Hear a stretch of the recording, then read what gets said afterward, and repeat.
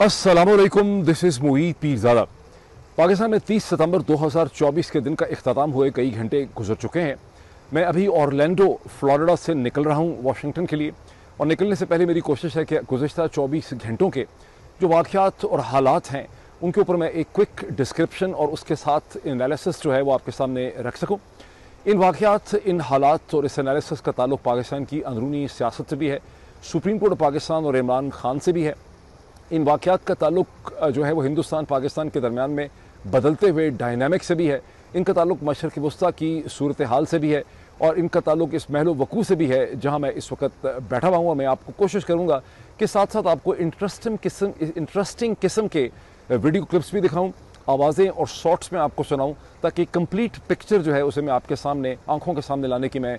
कोशिश करूँगा। और मेरी आपसे रिक्वेस्ट है कि इस वीडियो को आखिर तक देखें ताकि इसका तमाम मफहूम, इसका माना जो है वो आप समझ सकें। लेकिन सबसे पहले हमेशा की तरह मैं आपसे रिक्वेस्ट करूँगा, आपको रिमाइंड करवाऊँगा कि अगर अभी तक आपने इस चैनल को सब्सक्राइब नहीं किया तो इसको सब्सक्राइब करें, ज्वाइन करें, बेल आइकन पर क्लिक करें ताकि नोटिफिकेशंस आपको टाइमली मिल सकें। ये बहुत ज़रूरी एक स्टेप है। इस वीडियो अगर पसंद आती है तो उसे लाइक करें, ज़रूर लाइक करें, फिर इसको शेयर करें और इसको आखिर तक देखें, और इसके ऊपर कमेंट जो है वो आप ज़रूर करें। अब चलते हैं हम डेवलपमेंट्स की तरफ। अब थोड़ा सा मैं आपको ये बता दूं कि मैं बैठा हुआ कहाँ पे हूँ, महल वक़ू इस जगह का क्या है। मैंने छोटी छोटी वीडियो क्लिप्स बनाई हैं जो मैं साथ साथ आपको दिखाऊँ। मैं इस वक्त एक रोज़न क्रीक पार्क जो है, एक क्रीक है यहाँ पे ऑरलैंडो में, वहाँ पे मैं बैठा हूँ। यहाँ तो खैर ऑर्गेनाइजर्स ने मुझे ठहराया था कि आप देखें तहद नज़र इसकी खूबसूरती जो है वो फैली हुई है। मैं आपको क्यों दिखा रहा हूँ ये क्लिप, जलाने के लिए और साड़ने के लिए नहीं दिखा रहा, मैं आपको कुछ चीज़ समझाना चाहता हूँ। अमेरिका के, नॉर्थ अमेरिका के तूल अर्ज़ में, यूरोप में, मगरब में ऐसी बहुत सी खूबसूरत जगह हैं, बेतहाशा ऐसी खूबसूरत जगह हैं। मज़े की बात यह है कि जगह नेसेसरीली बहुत महंगी नहीं है। जब यहाँ पे सीज़न होता है क्रीक में, या बहुत बड़े कन्वेंशन यहाँ पे हो रहे हैं, हज़ारों लोग ठहरे होते हैं, तो फिर यहाँ पर कमरे जो हैं वो बहुत महंगे हो सकते हैं। 600, 700, $750, $800 का भी हो सकता है। लेकिन इस वक्त ये ऑफ सीज़न है और यहाँ पे कमरे मैंने चेक किया है, यहाँ पे $200, $250, $250 का यहाँ पे इस वक्त कमरा मिल रहा है, और ये क्रीक खाली पड़ा हुआ है। अमेरिका के अंदर इस किस्म की जगहों की खूबसूरती को एंजॉय करने के लिए वही कोई बहुत अमीर होना ज़रूरी नहीं है। और ये सिर्फ अमेरिका की बात नहीं है, कनाडा की भी यही सूरत हाल है, ऑस्ट्रेलिया की भी यही सूरत हाल है, न्यूजीलैंड की भी यही सूरत हाल है, और मगरब के अक्सर इलाकों की सूरत हाल है। आम शहरी को इस किस्म की सहूलतें, इस किस्म की खूबसूरत जगहों पे जाने और अपने बीवी बच्चों के साथ ठहरने का उसे मौका मिलता है। सिर्फ आपको कानूनी तौर पे वहाँ पे होना चाहिए, वहाँ पे कुछ ना कुछ आपका ज़रिया माश होना चाहिए। मेरा कहने का मतलब ये है कि अगर आप में से पाकिस्तान में जो लोग, पाकिस्तान में, हिंदुस्तान में, बांग्लादेश में जो नौजवान हैं जो इमिग्रेट करना चाहते हैं, जिनकी उम्र 20-30 बरस के दरमियान है, कोई ना कोई स्किल आपके हाथ में है, टेक्निकल स्किल खास करके अगर आपके हाथ में है, बिकॉज इंटेलेक्चुअलिज्म जो है उसका कोई बहुत ज़्यादा वहाँ से पेट नहीं भरता यहाँ पे। तो अगर आपके पास कोई टेक्निकल स्किल है किसी भी किस्म की और आप इमिग्रेट करना चाहते हैं, हिंदुस्तान से, पाकिस्तान से, बांग्लादेश से, कहीं से भी निकलना आप चाहते हैं, तो आपकी पहली choice United states of America होना चाहिए। तमाम अगर आपके दिलों में जो है वो यह है कि सरतन से जुदा नारे मारने वाले आप हैं, या कादियानियों से आपको बहुत नफरत है, या आप लेस्बियन, गे के बहुत ज़्यादा खिलाफ हैं और आप आके यहाँ पे कोई जिहाद करना चाहते हैं, या मुसलमानों के बहुत खिलाफ है और हिंदुस्तान से यहाँ आना चाहते हैं, तो ये आपके लिए हरगिज़ मुनासिब जगह नहीं है। बिकॉज बहुत जल्दी आपकी लॉ एंड ऑर्डर जो सिचुएशन है उसके साथ, यानी कानून नाफिज करने वाले इदारों के साथ आपका जो है ना, आपका कोई ना कोई टेंशन जो है ना वो डेवलप कर जाएगी, बिकॉज यहाँ पर इन चीज़ों को बहुत क्लोजली ट्रैक किया जाता है। बहरहाल एंजॉय द ब्यूटीफुल सीनरी। अब चलते हैं डेवलपमेंट्स की तरफ। अच्छा, मैं समझता हूँ बड़ा ज़रूरी है कि मैं ऑरलैंडो फ्लोरिडा की उस कम्युनिटी का, जिन्होंने एक दिन पहले यहाँ पे जो सेमिनार था Rosen college, university of central Florida में, उसमें बहुत बड़ी तादाद में उन्होंने शिरकत की। तकरीबन 300 से 400 के दरमियान यहाँ पर लोग जो हैं उस हॉल में मौजूद थे, जो बहुत दूर से ट्रैवल करके आए, बिकॉज फासले यहाँ पे बहुत ज़्यादा हैं। मैं तहे दिल से आप तमाम लोगों का, जो ऑरलैंडो फ्लोरिडा से, टैंपा से यहाँ पे आए, डेटोना बीच से यहाँ पे आए, जैक्सनविल से आए, मैं और तमाम इलाकों से आए, मैं आपका बहुत शुक्रिया अदा करता हूँ। एट द सेम टाइम जिन लोगों ने, जिस कम्युनिटी ने, जिस टीम ने इस इवेंट को, इस सेमिनार को ऑर्गेनाइज किया था, उसमें ऑरलैंडो की भी टीम थी, लेकिन उसके अंदर न्यू जर्सी की भी टीम थी। मैं उन तमाम लोगों का शुक्रिया अदा करता हूँ। डॉक्टर उस्मान का, फर्स्ट पाकिस्तान ग्लोबल से, तारिक साहब का और जावेद साहब का जो न्यू जर्सी की टीम है, इसी तरह मोना, सादिया, फिर जिन लोगों ने सिक्योरिटी प्रोवाइड की, जिन्होंने यहाँ पे सिक्योरिटी का बहुत ज़बरदस्त अरेंजमेंट रखा हुआ था, मैं उनका भी बहुत शुक्रिया अदा करता हूँ। और इसी के हवाले से मैं फुटेज भी आपको दिखा ही रहा हूँ इस सेमिनार की। लेकिन मैं आपको एक इंटरेस्टिंग क्लिप दिखाता हूँ। वैसे तो इसको पोस्ट किया गया है मैंने अपने ही इसी यूट्यूब चैनल के ऊपर, पूरी की पूरी जो 3 घंटे की फुटेज है वो रखी है, उसको मेरा ख्याल है 20-25 हज़ार लोग देख चुके थे कल रात तक। लेकिन एक क्लिप जो है वो बहुत वायरल हुआ है ट्विटर के ऊपर और व्हाट्सएप पे बहुत चल रहा है, उसका एक छोटा सा टुकड़ा मैं दिखाता हूँ। यहाँ पर मैरीटाइम नेवी के कोई एक रिटायर्ड कैप्टन साहब थे, जिन्होंने यहाँ पर एक कमेंट बोलते हुए ये कहा कि पाकिस्तान में फ़ौज के सिवा सब जो है वो करप्ट हैं। तो मुझे ऐसा लगा कि शायद वो कहना ये चाहते थे कि फ़ौज समेत सब जो है पाकिस्तान में करप्ट हैं। तो मैंने उनसे एक्सप्लेनेशन सॉर्ट की, और लेकिन उस वक्त पूरे हॉल में जो ये 350-400 लोग थे, उनका एक कहकहा यहाँ पे पड़ा। वो मैं आपको क्लिप जो है वो सुनाता हूँ कि ये जितने भी गवर्नमेंट के अंदर हैं सिवाय फौज के सब करप्ट है। और फौज सवाई फौज कि ये जितने भी गवर्नमेंट के अंदर हैं सिवाय फौज के सब करप्ट है। और फौज सवाई फौज फौज सवाई फौज फौज सवाई फौज सब करप्ट है।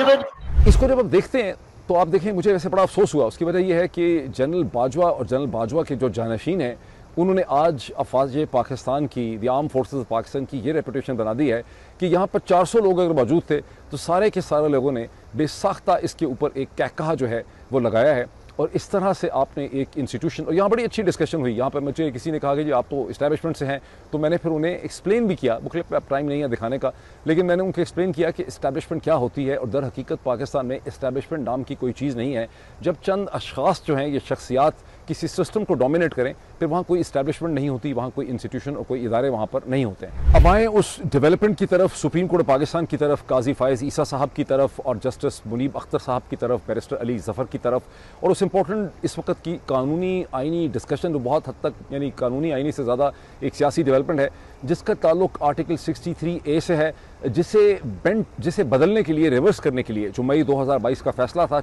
उस वक्त के चीफ जस्टिस उमर अता बंदयाल साहब के बेंच का, उसको बदलने के लिए काजी फायज़ ईसा साहब जो है वो कमर बस्ता है, as per the strategic and the political needs of the Sharif Zardari Asim regime. तो मंडे के दिन में वो बेंच की समात हुई, जो 5 मेंबर का बेंच था, और उस बेंच में एक मासूम शख्स जो है बेचारे मजलूम, वो जस्टिस, सीनियर जस्टिस जिन्होंने बाद में चीफ जस्टिस बनना है सुप्रीम कोर्ट का, अगर चीज़ें ठीक हों, तो जस्टिस मुनीब अख्तर साहब ने एक ख़त लिख के उसमें से बैठने से उस बेंच में उन्होंने माजूरी का इजहार किया। उन्होंने कहा मैं इस बेंच में शिरकत नहीं कर सकता। तमाम उन्होंने अपने ख़त में लिखा कि मैं इसको ऑफिशियली तौर पे रिक्यूज़ नहीं कर रहा। उन्होंने कहा कि इस बेंच की जिस तरह से तश्कील की गई है और जिस तरह से जजेस कमेटी की एब्सेंस में, यानी जजेस कमेटी तो मुकम्मल ही नहीं हुई, क्योंकि मंसूर अली शाह साहब जो सीनियर प्यूनी जज हैं, जो 25 अक्टूबर को पाकिस्तान के चीफ जस्टिस बनेंगे, वो उस जजेस कमेटी में नहीं बैठ रहे। तो मुनीब अख्तर साहब ने कहा कि ये बेंच की जो कॉन्स्टिट्यूशनल तश्कील है ये सही नहीं हुई। ताहम काजी फायज़ ईसा साहब ने, अच्छा मैं काजी फायज़ ईसा साहब की ना एक बात का एतराफ़ करना चाहता हूँ कि काजी फायज़ ईसा साहब में सैकड़ों हज़ारों खराबियाँ होंगी, उनमें बहुत बुराइयाँ होंगी,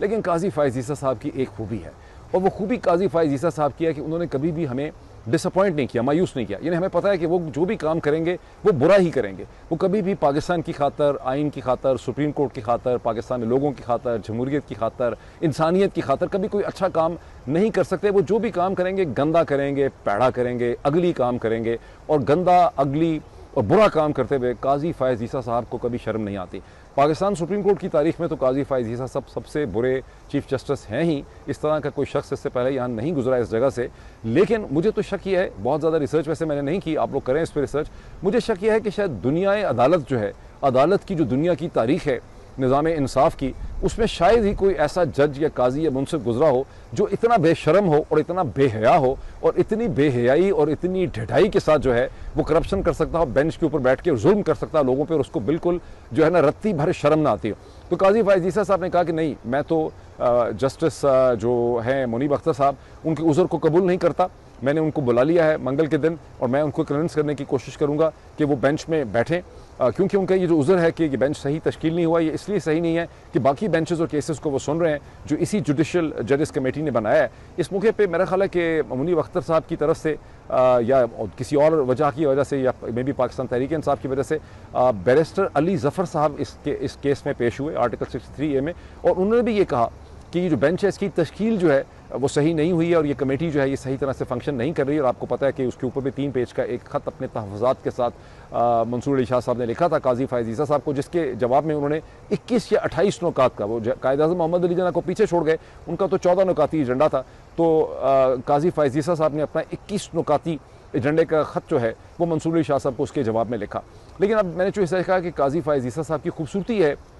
कि उन्होंने कभी भी लोगों को पाकिस्तान के मायूस नहीं किया, तो वो इस वक्त इतने कबर बस्ता है कि अब जो दिन शुरू हो रहा है अब से चंद घंटों में, ट्यूसडे के दिन, मुझे यकीन है कि अगर मुनीब अख्तर साहब ने यहाँ से रिक्यूज़ किया और उन्होंने इस बेंच से बैठने से इनकार किया तो काजी साहब 1 घंटे के अंदर अंदर, बल्कि 1 घंटा भी ज़्यादा है, मेरा ख्याल है कि 15 मिनट के अंदर अंदर काजी फैज़ ईसा तो किसी और को इस बेंच में बैठाएंगे, और कोई और जज को ना मिला तो वो मरीम नवाज़ को बैठा सकते हैं, शहबाज शरीफ को बैठा सकते हैं, लॉ मिनिस्टर को बैठा सकते हैं, और कोई नहीं तो कोर्ट में खड़ा हुआ कोई भी, अगर कोई दरबान या वहाँ पे कोई नौकर चाकर या बेचारा कोई पियन होगा तो उसको भी काजी फैज़ ईसा साहब बेंच में बैठा सकते हैं और पार्लियामेंट से उसकी मंजूरी भी वो ले लेंगे। ये वो सिचुएशन है जहाँ पे हम खड़े हैं, और इसके मुकाबले में पूरे पाकिस्तान में सिर्फ एक शख्स है जो खड़ा है सूरत हाल को रोकने के लिए, और उस एक शख्स का नाम है इमरान खान। अब मैंने कहा, ठीक सुना आपने कि मैंने कहा कि इस पूरी जो सूरत हाल है, जो आईनी पाकिस्तान के ऊपर, जो सुप्रीम कोर्ट पाकिस्तान को तबाह करने के लिए जिस वक्त साजिश की जा रही है शरीफ जरदारी आसिम रजीम से, जिसमें उनके जो मेन टूल और हथौड़ा है वो जनाब काजी फैज़ ईसा साहब हैं, इसके खिलाफ पाकिस्तान के अंदर तन तनहा, आप कह लें तन तनहा तो नहीं, बिकॉज करोड़ों लोग उस शख्स के साथ खड़े हैं,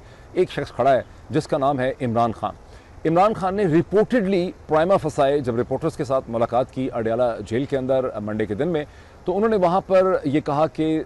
2 अक्टूबर से 2 अक्टूबर से सुप्रीम कोर्ट पाकिस्तान की अदलिया की खातर पाकिस्तान भर में प्रोटेस्ट का एहतजाज का सिलसिला शुरू होगा। अब इस पर थोड़ा सा तब्दीली आ गई है इस एहतजाज के एक स्ट्रक्चर के अंदर। पहले हमने सुना था कि 3 शहरों में 2 अक्टूबर को बैक वक्त एक ही वक्त में मुजाहरे होंगे, प्रोटेस्ट होगा, जिसमें इमरान खान साहब का जो आबाई जिस जगह से वो आइडेंटिफाई करते हैं, मियांवाली में प्रोटेस्ट होगी। उस वक्त कहा गया था कि मुल्तान में प्रोटेस्ट होगी, कहा गया था कि फैसलाबाद में प्रोटेस्ट होगी। अब सुनने में आ रहा है कि मियांवाली में तो होगी, लेकिन मुल्तान गुम हो गया है। फैसलाबाद के साथ वहाँ पर हम देख रहे हैं कि बहावलपुर का एडिशन जो है वो हो गया। साथ ही मजीद जो चेंजेस हमें पता चली हैं जब रिपोर्टर्स से जो खबरें आई हैं, अच्छा मैं ज़हन में ये कहता हूँ कि ऐसे तो ये तो खैर खबर गलत नहीं होगी, बिकॉज ये तो बहुत ही मुस्तदिका लगती है, लेकिन जनरली जो भी रिपोर्टर से आता है, आगे मैं जिक्र करता हूँ, उसमें थोड़ा सा मुझे हमेशा शक रहता है कि हमें with a pinch of salt, जिसको अंग्रेजी में कहते हैं, इन तमाम खबरों को देखना चाहिए, बिकॉज मुख्तलिफ़ किस्म के रिपोर्टर्स मुख्तलिफ़ किस्म की पब्लिकेशंस में मुख्तलिफ़ किस्म के दावे जो हैं वो उनसे मनसूब किए जाते हैं। बहरहाल इमरान खान का मैसेज ये है कि इस्लामाबाद में 4 अक्टूबर को डी चौक के ऊपर हम प्रोटेस्ट करेंगे। इस्लामाबाद में डी चौक पे प्रोटेस्ट करेंगे 4 अक्टूबर को सुप्रीम कोर्ट ऑफ पाकिस्तान को सपोर्ट करने के लिए, और 5 अक्टूबर को मीनार पाकिस्तान की गिरदोनवा में लाहौर में प्रोटेस्ट करेंगे मीनार पाकिस्तान पे पहुंच के। अब इसका क्या मतलब है? इसका मतलब है कि जाहिर है कि जो शरीफ जरदारी आसिम रजीम है, उनकी पूरी कोशिश होगी कि पाकिस्तान तहरीक इंसाफ के जो सपोर्टर हैं, ये पाकिस्तान के जो लोग हैं, मैं तो समझता हूँ ये पाकिस्तान के लोग हैं, ये पाकिस्तान तहरीक इंसाफ के सपोर्टर नहीं है, तो ये इनको ना पहुँचने दिया जाए डी चौक में, और इनको ना पहुँचने दिया जाए मीनार पाकिस्तान में। इसका मतलब है कि लड़ाई झगड़ा होगा, इसका मतलब है कि ठीक ठाक किस्म की टेंशन होगी, सड़कों के ऊपर धींगा मस्ती होगी, और एक ठीक ठाक किस्म के सीन जो हैं वो हमें देखने में डेवलप होंगे। अच्छा मैं थोड़ा सा इससे पहले कि मैं दिखाऊं आपको, अच्छा मैं साथ ही बल्कि जिक्र इस चीज़ का कर दूं कि मंडे के दिन में बहुत सी ऐसी फुटेज जो पहले सोशल मीडिया पे हमारे सामने देखने में नहीं आई थी, वो पिछले जो प्रोटेस्ट है, इस्लामाबाद का जो प्रोटेस्ट था, जो रवां दवा था लियाकत बाग की तरफ, जब अली अमीन गंडापुर साहब ने वापस जाने का फैसला किया, वो उसकी बहुत सी फुटेज M1 की हमारे सामने आई है, और वो खासी इम्प्रेसिव फुटेज है जो मैं कोशिश करता हूँ कि यहाँ स्क्रीन के ऊपर आपको दिखाऊँ। और आप देखते हैं कि हज़ारों लोग जो हैं वो M1 में पेशावर की तरफ से, खैबर पख्तूनख्वा की तरफ से, पंजाब के मुख्तलिफ डिस्ट्रिक्ट्स और कस्बों की तरफ से, रावलपिंडी की तरफ और लियाकत बाग की तरफ रवां दवा हैं। इसी तरह से 29 सितंबर को, 29 सितंबर को कराची में 1 से ज़्यादा जो रैलीज़ निकली, उसकी भी अब फुटेज जो है वो हमारे सामने आ रही है। चूँकि सेंसरशिप है, चूँकि मेन स्ट्रीम मीडिया इनको नहीं दिखाता है, ये फुटेज मुख्तलिफ ज़राए से पहुँचती है। इस वक्त ये ट्विटर के ऊपर हमें फुटेज मिली है जो मैं आपको यहाँ पर दिखा सकता हूँ, और ऐसे आप देख सकते हैं कि ये शख्स इमरान खान जो है ये तन्हा नहीं है, इसके साथ हो सकता है लीडर्स ऐसे हों जो कमज़ोर हों, बहुत ज़्यादा डिटरमिन्ड ना हो, या उनके ऊपर बहुत ज़्यादा दबाव हो, या उनके अज़म में कमी हो, या वो घबराए हुए हों, लेकिन इस शख्स को पाकिस्तान के करोड़ों लोगों की सपोर्ट और तायद हासिल है। ये तन्हा नहीं है, और लेकिन शख्स एक ही है, बंदा एक ही है जो खड़ा है इस वक्त इस पूरी फैशिज्म के खिलाफ। अब थोड़ा सा हमें उस सूरत हाल या डेवलपमेंट की तरफ आता हूँ जो रिपोर्टर्स से हमें पता चला है, जिन्होंने अडयाला जेल में मंडे के दिन 30 सितंबर को इमरान खान से मुलाकात की। और ये वाली डेवलपमेंट है, ये वाली ख़बर है जिसके बारे में मैंने चंद लम्हे पहले आपको ये कहा था कि बहुत सी ऐसी ख़बरें होती हैं, डेवलपमेंट्स होती हैं जो रिपोर्ट तो होती हैं, ये इन प्रिंट भी होती हैं, लेकिन उसकी सेहत के ऊपर हमें थोड़ा सा शक रहता है और हमें उसको पिंच ऑफ सॉल्ट से देखना चाहिए। उसमें एक चीज़ तो ये है कि इमरान खान साहब ने अली अमीन गंडापुर की बहुत तारीफ़ की। उन्होंने कहा कि अली अमीन गंडापुर ने बहुत बहादुरी दिखाई है, इंटेलिजेंस दिखाई है, और अली अमीन गंडापुर जो कहते हैं कि एक इनकलाब आके रहेगा, वो इनकलाब ज़रूर आएगा। यानी इन अदर वर्ड्स ये है कि कोई ऐसी चीज़ देखने में नहीं आई कि अली अमीन गंडापुर की इमरान खान ने सरजनिश की हो और उन्होंने कहा हो कि अली अमीन गंडापुर अगर लियाकत बाग में नहीं पहुंचे तो अली अमीन गंडापुर ने, मैं बहुत उनसे नाराज़ हूँ, भरम हूँ, उन्होंने एक बेट्रेल किया है, ज़्यादती की, जिस किस्म की डिबेट हो रही थी। सो दिस में ऐसा लगता है कि Imran Khan as a politician is at as a best, और उन्होंने मुनासिब समझा कि अली अमीन गंडापुर के बारे में वो कोई भी नेगेटिव कमेंट जो है वो ना करें। एट द सेम टाइम ये भी सुनने में आ रहा है इन्हीं रिपोर्टर्स के थ्रू कि, और पीटीआई के सर्कल से, इनफैक्ट रिपोर्टर्स की ये चीज़ पब्लिश नहीं हुई, लेकिन पाकिस्तान तहरीक इंसाफ के जो मुस्तनद इंटरनल ज़राए हैं जो बड़े एक्टिव हैं इसको डिस्कस करने के लिए, उनसे ये पता चलता है कि इमरान खान ने खासे बढ़हमी का इजहार किया एक्टिंग जो चेयरमैन है जनाब बैरिस्टर गौहर अली खान से, और उन्होंने कहा कि बैरिस्टर गौहर अली खान बहुत ही बुज़दिल हैं, कमज़ोर हैं, और अगर वो इतने ही कमज़ोर और बुज़दिल हैं तो उन्हें रिज़ाइन कर देना चाहिए, इस ओहदे को उन्हें खाली कर देना चाहिए। अब इसकी कितनी सीरियस अहमियत है, ये हमें स्टेज पे हम इसको ठीक तरह से इसकी डिटर्मिनेशन नहीं कर सकते, क्योंकि एक तरफ अच्छा इल्ज़ाम क्या है यहाँ पे बैरिस्टर गौहर अली खान पे, इल्ज़ाम ये है, ये नया इल्ज़ाम मैंने आया, पहले मैंने नहीं देखा था 24 घंटे पहले, वो इल्ज़ाम ये है कि जब अली अमीन गंडापुर अभी आ ही रहे थे लियाकत बाग की तरफ, तो बैरिस्टर गौहर अली खान ने उस वक्त जो लियाकत बाग के आगे प्रोटेस्ट थी, एहतजाज था, उसके ख़त्म करने का उन्होंने ऐलान कर दिया था। क्या ये दोनों चीज़ें आपस में लिंक्ड हैं? यानी क्या हम ये कह रहे हैं कि अली अमीन गंडापुर के ना आने का फ़ैसला जो है वो कंटिंजेंट था, वो डिपेंडेंट था upon the barrister Gauhar Ali Khan? मुझे ठीक तरह से यकीन नहीं है, लेकिन रिपोर्टेडली इमरान खान ने वहाँ पर आज़म सवाती साहब, द फॉर्मर जो सेनेटर आज़म सवाती हैं, उनसे भी खासी बरहमी का इजहार किया। उन्होंने कहा कि आज़म सवाती जो हैं वो मेरे पास सिर्फ एक्सप्लेनेशंस लेकर आ जाते हैं, लेकिन जो काम करना होता है वो नहीं करते। और एक सवाल ये भी पूछा गया, अपेरेंटली उन्होंने कहा कि आज़म सवाती मुझे ये बताएं कि अली मोहम्मद खान साहब जो कहाँ हैं। गालिबन अली मोहम्मद खान साहब गुज़श्ता 48-72 घंटों में कहीं गुम है, तो उस हवाले से भी इमरान खान साहब ने वहाँ पर सवाल जो है वो उठा दिया। अब आते हैं हम इस इंपॉर्टेंट दिलचस्प सवाल की तरफ कि शरीफ जरदारी आसिम रजीम जो है वो इस सारी सूरत हाल और सिचुएशन के अंदर वो क्या कर रहे हैं। वो एक बहुत बड़ी PR एक्सरसाइज में पाकिस्तान का जो निज़ाम है, निज़ाम इक़्तिदार है, वो इस वक्त एक बहुत बड़ी मैसिव किस्म की पब्लिक रिलेशन एक्सरसाइज में मसरूफ़ हैं, PR एक्सरसाइज में, जो दुनिया में जगह जगह पे हो रही है। उसका एक मुज़ाहरा जो है वो तो अच्छा, ये जो ऐसी PR एक्सरसाइज है जो मगरबी दुनिया में भी हो रही है, जो मुस्लिम दुनिया के साथ भी हो रही है, जो हिंदुस्तान के साथ भी हो रही है, और पाकिस्तान से मसलसल सिग्नल एमिनेट कर रहे हैं कि, और दुनिया को ये मैसेज दिया जा रहा है कि पाकिस्तान में इसराइल के ख़िलाफ़ किसी भी किस्म का एहतजाज और प्रोटेस्ट जो है उसे परमिट नहीं किया जा रहा। यानी you are speaking through your actions, not necessarily through words. और जो अल्फाज हैं और जो एक्शंस हैं, यानी जो इकदामात हैं जो प्रैक्टिकल आप कर रहे हैं, और जो आपके अल्फाज और आपकी कहानी और नैरेटिव मुँह से आप जो बोल रहे हैं, उसके दरमियान में आपको एक खुल्लम खुल्ला तज़ाद जो है वो नज़र आ रहा है। उसकी एग्जाम्पल ये देखिए कि एक दिन पहले, 1.5 दिन पहले, जब पाकिस्तान के फॉर्म 47 के वज़ीर आज़म जनाब शहबाज शरीफ साहब न्यूयॉर्क में अक़वाम मुत्तहिदा की जनरल असम्बली में उन्होंने तकरीर की, तो उनकी तकरीर का मेरा ख्याल है कि 90% से ज़्यादा जो मतन था वो इसराइल के ख़िलाफ़ था, जिसमें उन्होंने इसराइल की बहुत लान तान की, फ़लस्तीन के हवाले से, लेबनान के हवाले से, मशरिक़ वस्ता की सूरत हाल के हवाले से, और उन्होंने हिंदुस्तान की बड़ी लान तान की कश्मीर के हवाले से। और अकॉर्डिंग टू अपेरेंटली अक़वाम मुत्तहिदा का जो स्टेटिस्टिक्स हैं या उनका जो PR डिपार्टमेंट है पब्लिक रिलेशंस का, वो ये शो करता है कि यूनाइटेड नेशन का जो यूट्यूब चैनल है उस पर जनाब शहबाज शरीफ साहब की तकरीर को दुनिया भर में सबसे ज़्यादा जो है वो देखा गया, और 1 लाख से ज़्यादा उसको वहाँ पर हिट्स मिले हैं। और इसी तरह अल जज़ीरा का जो टिकटॉक है उसमें भी उनकी तकरीर को बहुत ज़्यादा देखा गया। पहला तो मुझे शक यह है कि चूँकि जो लोग मेरे यूट्यूब चैनल की ट्रैफिक के अंदर इनवैलिड ट्रैफिक जनरेट करते हैं उसे नुकसान पहुंचाने के लिए और उसको झटके मारने के लिए, उन्होंने शहबाज शरीफ की आर्टिफिशियल तौर पर कितनी ज़्यादा ट्रैफिक को बूस्ट नहीं किया होगा by using the artificially driven AI driven bots. तो इसको अब रूल आउट न करें कि उन्होंने ये किया है। अगर कोई 2-4 लोगों ने उसको देख लिया होगा गलती से, मासूम बेवकूफ़ लोगों ने, तो उसकी वजह ये हो सकती है कि शहबाज शरीफ साहब ने वहाँ पर एक ऐसे हालात में, जबकि मशरिक़ वस्ता और मुस्लिम दुनिया में इसराइल के ख़िलाफ़ बहुत ज़्यादा जज्बात पाए जाते हैं, तो शहबाज शरीफ साहब ने इसराइल के ख़िलाफ़ जो है वो बहुत ज़्यादा तकरीर जो है वहाँ पे सख्त किस्म की है। लेकिन ज़्यादा शक और गुमान मेरा यही है कि ये शहबाज शरीफ साहब की मदद करने वाले भाई लोग जो हैं उन्होंने बॉट्स के ज़रिए शहबाज शरीफ साहब की ट्रैफिक को बढ़ाया होगा, बिकॉज उनको ये पता है कि इमरान खान, चूँकि पाकिस्तान में वो तासुर देने की कोशिश की जा रही है कि जिस तरह से इमरान खान इसराइल के ऊपर पोजीशन लेते थे और पाकिस्तान के अवाम उसमें कन्विंस हैं कि उनका एक जेन्युइन बिलीफ था, तो शहबाज शरीफ साहब को भी एक बहुत बड़े ज़रूरतमंद किस्म के वॉरियर के तौर पर दिखाने की कोशिश की जा रही है, माई फुट। अच्छा, बहरहाल दूसरी तरफ इसका कंट्रास्ट या तजाद ये है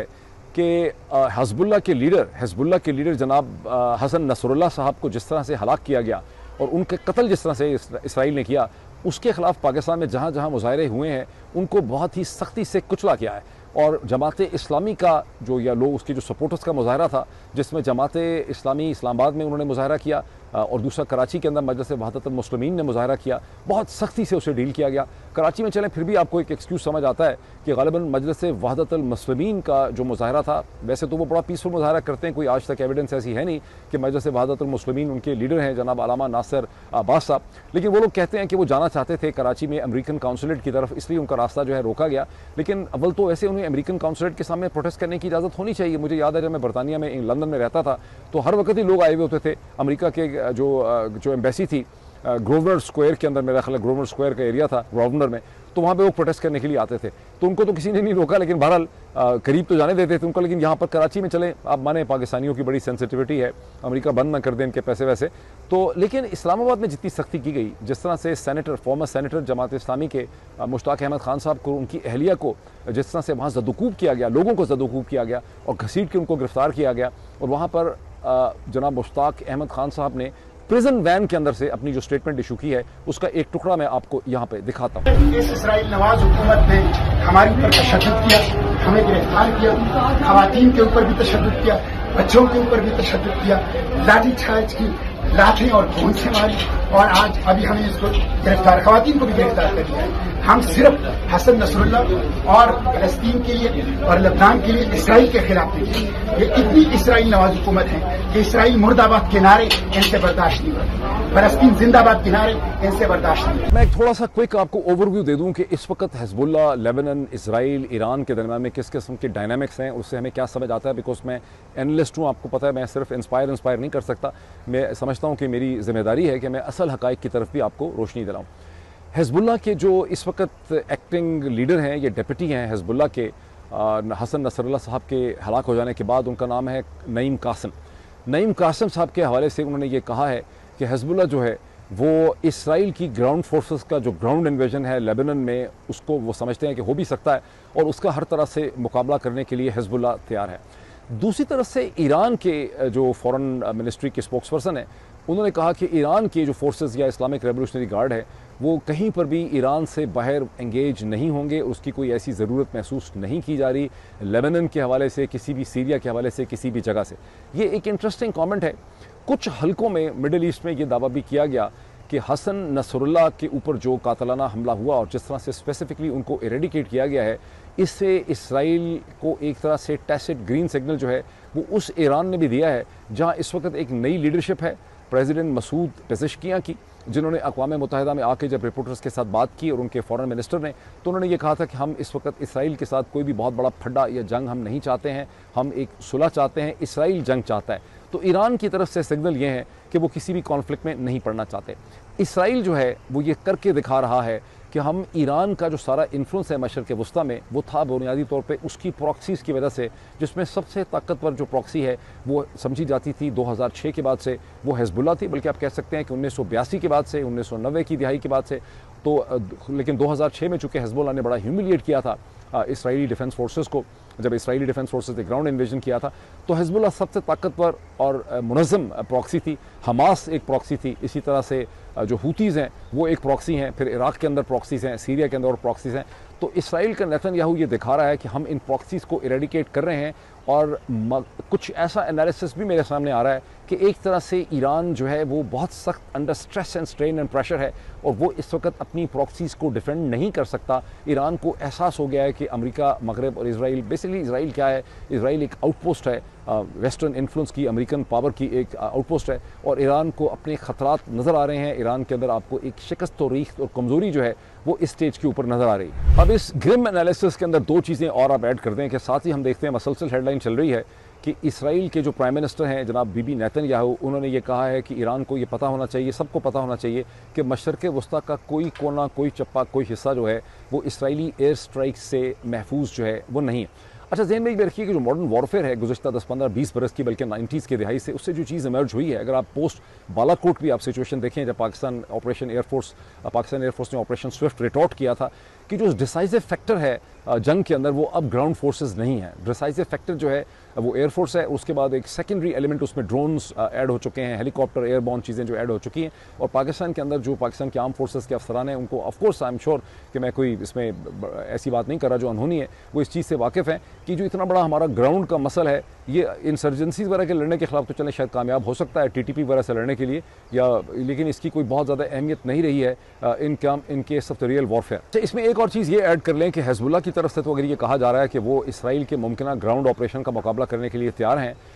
लेकिन लेबनान का जो एक्टिंग प्राइम मिनिस्टर हैं नजीब मिकाती उनका गालिबन नाम है, उन्होंने जब वहाँ के स्पीकर नबी बैरी से मुलाकात की, जो बहुत मशहूर शख्सियत है मिडल ईस्ट की, तो उसके बाद उन्होंने एक स्टेटमेंट इशू की जिसमें उन्होंने कहा कि हिजबुल्लाह जो है उन्होंने कहा कि हिजबुल्लाह को हम निकालना चाहते हैं और यूनाइटेड नेशन की 2006 और 7 की यूनाइटेड नेशन सिक्योरिटी काउंसिल की जो रेजोल्यूशन है 1701 हम उसको फुली इम्प्लीमेंट करने के लिए तैयार हैं। और ये रेजोल्यूशन ये कहती है कि रिवर लितानी जो है उसके साउथ में, यानी लेबनान के रिवर लितानी से लेके इसराइल के बॉर्डर तक जो 30 किलोमीटर का एरिया है उसमें से हिजबुल्लाह निकल जाएगी ताकि वहाँ से वो मिसाइल और रॉकेट इसराइल के ऊपर फायर ना कर सकें। इसराइल की इस वक्त प्रिंसिपल डिमांड यह है कि उसके तकरीबन 60,000 लोगों को नकल मकानी करके अंदरून इसराइल की तरफ जाना पड़ा है, जहाँ इसराइली हुकूमत ने उनको ठहराया हुआ है और कुछ उनकी डेथ्स भी हुई थी। तो वो वापस तब आएंगे जब हिजबुल्लाह रॉकेट फायर जो है वो वहाँ से करना बंद करेगी। वैसे ज़हन में रखिए कि इसराइल के हमलों के नतीजे में according to the ministry of health of Lebanon 1000 से ज़्यादा लेबनीज़ जो हैं उनकी डेथ्स हुई हैं और कई हज़ार लोग जो हैं उस हवाले से ज़ख्मी। लेकिन ये इस वक्त के एक ग्रिम डायनामिक्स हैं। अगर आप लोग इन डायनामिक्स को रियलिस्टिकली तौर पर अंडरस्टैंड करना चाहते हैं कि इसराइल की पॉलिटिक्स स्टेज के ऊपर है क्या और मशरक़ वस्ता की अब सूरत हाल है क्या विज़ all the middle eastern countries, तो मैं उसके ऊपर एक अलग वीलॉग भी करूँगा। ये और बात है कि मैंने देखा है कि कहते तो लोग बहुत हैं कि हमें इंटरेस्ट है, लेकिन जब भी आप पाकिस्तान से बाहर किसी इशू के ऊपर बात करते हैं तो कोई ज़्यादा आपको रिस्पॉन्स उसमें नहीं मिलता। अब इससे पहले कि मैं शरीफ जरदारी आसिम रजीम इस वक्त जो PR एक्सरसाइज कर रहा है हिंदुस्तान के हवाले से ख़ास करके और मुस्लिम दुनिया के हवाले से, उस पर मैं कमेंट करूँ। मैं क्विकली थोड़ा सा बहुत ही इंटरेस्टिंग डेवलपमेंट को टच अपॉन कर लूँ, जहाँ इसराइल के एक रिलेटिवली अननोन पेपर में, जिसका कोई ज़्यादा किसी ने जिक्र नहीं सुना, ये बेसिकली टूरिज़म रिलेटेड एक इसराइली वेबसाइट है इसराइल इनसाइड आउट, उसमें एक कॉलम छपा है एक एनालिसिस की शक्ल में, बड़ा इंटरेस्टिंग एनालिसिस है जनरल आसिम मुनीर साहब के हवाले से, और इसका उन्वान ये है कि a new era of open support for Israel, ये इसका टाइटल है। यानी ये एक पाकिस्तान के अंदर एक ऐसा नया अहद शुरू हुआ है, दौर शुरू हुआ है, जिसमें एक ऐसी लीडरशिप है जनरल आसिम मुनीर साहब की शक्ल में जो बड़ी खुल के अब इसराइल की सपोर्ट में और हिंदुस्तान को एंगेज करने की शक्ल में सामने जो है आ गई है, ये कॉलम कहता है। और ये कॉलम अपेरेंटली कोई डेविड जोसेफ साहब हैं जिन्होंने लिखा है या उनसे किसी ने लिखवाया है। ये डेविड जोसेफ साहब जो हैं ये कौन है, मैंने इस पर रिसर्च करने की कोशिश की है। मुझे डेविड जोसेफ के नाम के स्पोर्ट्समैन मिल गए हैं, म्यूजिशियन मिल गए हैं, डॉक्टर मिल गए हैं, साइंटिस्ट मिल गए हैं, लेकिन कोई डेविड जोसेफ के नाम का इंटेलेक्चुअल या पॉलिटिकल एनालिस्ट या कॉलमिस्ट मुझे नहीं मिला। तो पता नहीं कौन सी शख्सियत होगा, कोई बंदा ज़ाहिर है कि इसराइली साइट में लिखवाया है, लेकिन मुझे लगता है कि उसी किस्म की दूसरी तरफ से PR एक्सरसाइज की गई है, जिस तरह की PR एक्सरसाइज पहले जनरल आसिम मुनीर या आप कह लें कि शरीफ जरदारी आसिम जो PR मशीन है, इसकी तरफ से इमरान खान के ख़िलाफ़ जो है वो की जा रही थी। लेकिन फ़र्क इसका यह है कि इमरान खान के बारे में जो बातें की गई थी वो मफरूज़ों पर मबनी थी, और यहाँ जो बातें की गई हैं इस डेविड जोसेफ के थ्रू बातें की गई हैं इसराइली पब्लिकेशन के अंदर, ये हक़ाइक़ पे मबनी है। और ये बता रहे हैं कि कैसे पाकिस्तान के अंदर जनरल आसिम की लीडरशिप में जो उनको कंट्रास्ट किया गया है जनरल बाजवा से, कि जनरल बाजवा इसराइल के हवाले से, हिंदुस्तान के हवाले से मोहतात थे, कॉशस थे, लेकिन जनरल आसिम मुनीर खुल के आ रहे हैं। और अगर इसराइल के ख़िलाफ़ कोई भी प्रोटेस्ट होती है, जैसे मैंने जमात इस्लामी का जिक्र किया, मजलिस वहदत मुस्लिमीन का जिक्र किया, और आपको पता है कि गुज़िश्ता चंद महीनों में पाकिस्तान में बहुत सी प्रोटेस्ट इसराइल के खिलाफ निकालने की कोशिश की गई है और हर प्रोटेस्ट को सख्ती से कुचला गया है। तो इसकी तरफ ये कॉलम जो है इशारा करता है, और ये भी कहता है कि हिंदुस्तान को एंगेज करने की इस वक्त पाकिस्तान में जनरल आसिम मुनीर का जो रजीम है वो बड़ी कोशिश कर रहा है। अब वो मामला क्या है, हिंदुस्तान को एंगेज करने की PR एक्सरसाइज के बहुत से साइन सिम्टम मैं आपके सामने रखता हूँ। अब इससे पहले कि शरीफ जरदारी आसिम रजीम हिंदुस्तान को एंगेज करने के लिए किस किस्म की एफर्ट्स कर रहा है और उसके साइन सिम्टम्स हमारे सामने क्या पे आ रहे हैं, मैं कुछ थोड़ा सा जिक्र करने से पहले आपको बता दूं कि मलेशिया के प्राइम मिनिस्टर जनाब अनवर इब्राहिम साहब जो है वो बताया जा रहा है कि पाकिस्तान के 2 या 3 दिन के दौरे पे पहुंच रहे हैं। बहुत से एग्रीमेंट, ट्रेड, इन्वेस्टमेंट, हलाल फूड वगैरह जो है उस पर सिग्नेचर्स होंगे। ये सारा हवा में, कुछ भी नहीं होना। असल जो चीज़ ये है कि मेरा एनालिसिस ये है, हम्बल एनालिसिस, कि अनवर इब्राहिम साहब से रिक्वेस्ट की गई है बाज़ क्वार्टर से कि पाकिस्तान का वो रजीम जो बिल्कुल आइसोलेटेड है इस वक्त इंटरनेशनली और कोई भी काबिल ज़िक्र लीडर यहाँ पर नहीं आ रहा, इनकी हिम्मत बंधाने के लिए और एक तासुर पैदा करने के लिए कि इंटरनेशनली आइसोलेटेड नहीं है, अनवर इब्राहिम साहब को यहाँ पर भेजा जा रहा है। अच्छा, अब मैं थोड़ा सा आपको ये बता दूं कि अनवर इब्राहिम साहब, आपको पता है कि महातीर मोहम्मद जो बहुत ही मकबूल मलेशिया के लीडर हैं, मुस्लिम दुनिया के बहुत बड़े लीडर जो गुजरे हैं गुज़िश्ता रबा सदी के अंदर, उन्होंने एक ज़माने में अनवर इब्राहिम को बड़ी सज़ा दी और बहुत ही घटिया किस्म के इल्ज़ाम उन पर सोडोमी वगैरह के हवाले से लगा दिए गए थे। उनका बैकग्राउंड ये था, मैं उनसे बहुत अच्छी तरह से वाकिफ़ हूँ कि अनवर इब्राहिम साहब को उस ज़माने में मलेशिया के अंदर ये तासर था या महातीर मोहम्मद की टीम ये समझती थी कि अनवर इब्राहिम को CIA जो है वो एक लीडर के तौर पे कल्टीवेट कर रही है, और न्यूज़ वीक में या टाइम्स मैगजीन के अंदर उनकी तस्वीरें छप रही थी, इसलिए उन्हें टारगेट किया गया था। बाद में महातीर मोहम्मद ने उन्हें माफ़ कर दिया था, लेकिन इमेज यही है कि वैसे वो इसराइल के खिलाफ बोल ज़रूर लेते हैं, लेकिन उनके वेस्टर्न एजेंसीज़ के और इंटरेस्ट के साथ अनवर इब्राहिम हैं, इस्लामिस्ट हैं, लेकिन बड़े अच्छे उनके ताल्लुकात हैं। इस डायमेंशन को इग्नोर ना कीजिए। अब आ जाएं उन साइन सिम्टम्स की तरफ। उन साइन सिम्टम्स जो है हिंदुस्तान के हवाले से, पहले आप देखते हैं कि डॉक्टर जाकिर नाइक जो हैं, हिंदुस्तान के मुमताज़ मुस्लिम स्कॉलर जो हैं, वो पाकिस्तान पहुंच चुके हैं पाकिस्तान की हुकूमत के इन्विटेशन के ऊपर, और उन्हें रिसीव किया गया है इस्लामाबाद के इंटरनेशनल एयरपोर्ट पर। प्राइम मिनिस्टर की यूथ प्रोग्राम की टीम ने उनको खासा रिसीव किया, हारशार पहनाए हैं, और इस्लामाबाद, लाहौर और कराची के अंदर ये अपनी तकरीरें करेंगे। ये एक एंगेजमेंट का प्रोसेस है जहाँ हिंदुस्तान और पाकिस्तान के दरमियान में एक रिलीजियस डिप्लोमेसी जो है की जा रही है, और ऑप्टिक्स को इम्प्रूव करने की कोशिश है। दूसरी आप चीज़ देखिए कि यो हनी एक हिंदुस्तान के रैपर हैं, उन्होंने कहा कि मैं भी सोच रहा हूँ कि मैं पाकिस्तान आऊँ, बहुत देर से मुझे रिक्वेस्ट लोगों ने की थी। इसमें भी आप समझ लें कि PR की एक एक्सरसाइज का एलिमेंट है। हिंदुस्तान के जो बोर्ड ऑफ क्रिकेट कंट्रोल है BCCI, उन्होंने ये ऐलान किया है कि इंडियन क्रिकेट टीम जिसे इन्वाइट किया गया है ICC के क्रिकेट मैचेस ODI की सीरीज़ के हवाले से पाकिस्तान में फरवरी मार्च में, वो अभी देख रही है मोदी सरकार उनको इजाज़त देगी कि नहीं। उन्होंने कहा कि हमें मोदी सरकार की इजाज़त जो है वो हमें पाकिस्तान की विजिट के लिए दरकार होगी। ये बहुत इंटरेस्टिंग है क्योंकि यूजली तौर पे हिंदुस्तान की टीम यहाँ नहीं आती और ये मैचेस को शिफ्ट करना पड़ता है दुबई में या श्रीलंका में, लेकिन पाकिस्तान की तरफ से इसरार किया जा रहा है कि हिंदुस्तान की टीम पाकिस्तान में खेले। अब ये बड़ा इंटरेस्टिंग होगा कि अगर मोदी सरकार जो है वो हिंदुस्तान की टीम को इजाज़त देती है पाकिस्तान में आके क्रिकेट खेलने के लिए। बाकी आप सूरत हाल को समझ सकते हैं। खुद नरेंद्र मोदी इनको बुलाया गया है 15 अक्टूबर को शंघाई कोऑपरेशन ऑर्गेनाइजेशन SCO के समिट के हवाले से। वो शायद खुद तो ना आ सकें क्योंकि बहुत बड़ी तब्दीली होगी, सडनली शक हो जाएगा कि वो क्यों आ रहे हैं, लेकिन ये ऐन मुमकिन है कि वो एक बड़े अच्छे इफेक्टिव डेलीगेशन को भेजें under the leadership of the Indian foreign minister Jaishankar, ताकि ऑप्टिक्स को इम्प्रूव किया जा सके। इसको जहन में रखिए। अच्छा, अब इसमें ये क्यों हो रहा है सारा कुछ, डील क्या है यहाँ पर? अब देखिए कि हिंदुस्तान में जो इलेक्शन हुए हैं मकबूजा जम्मू और कश्मीर में, वहाँ पर मुझे पता चला है कि डील ये थी पाकिस्तान के साथ कि आप इन इलेक्शंस को जो ग़ालिबन 10 बरस के बाद हो रहे थे, इन्हें पाकिस्तान की तरफ से डिसरप्ट करने की कोई कोशिश जो है वो नहीं की जाएगी। और आपने देखा कि इन इलेक्शंस को बाय एंड लार्ज कुछ भी नहीं किया गया, बहुत पीसफुल तरीके से ये इलेक्शन करवाए हैं, और ये बड़ी इंपॉर्टेंट किस्म की एक ट्रांजिशन है जम्मू एंड कश्मीर और हिंदुस्तान की पॉलिटिक्स में। अलबत्ता यहाँ पर एक चीज़ ज़रूर हुई कि हिंदुस्तान के डिफेंस मिनिस्टर राजनाथ सिंह ने गुज़िश्ता 24 घंटे में जब उन्होंने बांडीपुरा में मकबूजा जम्मू और कश्मीर में तकरीर की तो उन्होंने ठीक ठाक भपती कसी पाकिस्तान पे। वहाँ पे उन्होंने ये ऐलान किया, बताया उन्होंने कि भारतीय जनता पार्टी जो है BJP, उसने 2014-15 से अब तक जो डेवलपमेंट प्रोग्राम शुरू किया था मकबूजा जम्मू कश्मीर के लिए, उसमें अब तक जो वफाकी उनकी जो फेडरल गवर्नमेंट है, सेंट्रल गवर्नमेंट है, वो 90,000 करोड़ से ज़्यादा पैसा जो है वो जम्मू एंड कश्मीर को दे चुकी है। और उनका कहना यह था कि ये उस पैसे से ज़्यादा है जितना पाकिस्तान IMF से मांग रहा है। और उन्होंने ये भी भक्ति कसी, उन्होंने कहा कि अगर पाकिस्तान ने हमारे से भाइयों वाले ताल्लुकात रखे होते, अच्छे ताल्लुकात रखे होते, तो आप जो पैसे इतने नाक रगड़ रहे हैं IMF से लेने के लिए मांग रहे हैं मुश्किलों से, वो पैसे हम ही आपको दे देते हैं। सबसे बेहतर रिश्ते बनाकर नहीं रखते। आज जो आपको इंटरनेशनल मॉनिटरी फंड से जो मांगना पड़ा है उससे ज्यादा तो हम दे देते हैं। बहरहाल अब देख लें इस वक्त क्या हालात है पाकिस्तान के इमेज के। अभी इतना ही, फिर आपसे चंद घंटों में मुलाकात होती है। Thank you.